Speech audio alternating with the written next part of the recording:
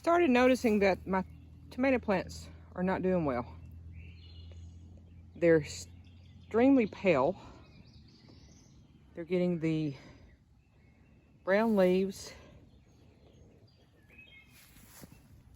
The tomatoes are still producing, but the foliage looks awful. So today, this morning, and we've also got leaf curl. So we're not really sure whether it's the heat, it was a fungus, or what. So what did we started this morning out by spraying the fungicide on everything.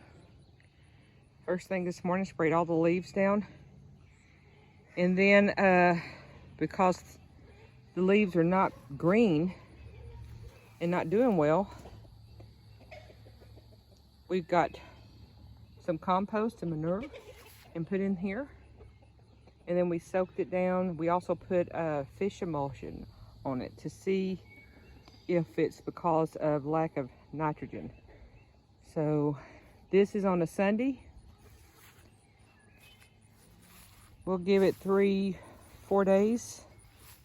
Actually, we're going out of town, so we'll give it another week and we'll do a follow-up to see if we fix this problem.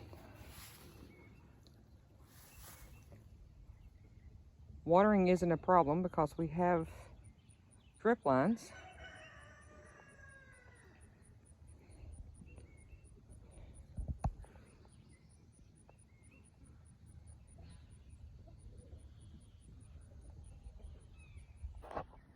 Our last bed inside the garden is for watermelon. We just made a round bed, filled it up. It's only, I think it's 18 inches deep. And then we planted, I think, 10 watermelon plants in here. So at this moment, they are producing lots of fruit. Everywhere you look, there is fruit hanging off every plant. However, the leaves are really pale. So we came back in here also and we added the compost and manure, cow manure, to try to increase the nitrogen to make the leaves bigger and help protect the fruit from the sun. So another thing we'll be following up on next week.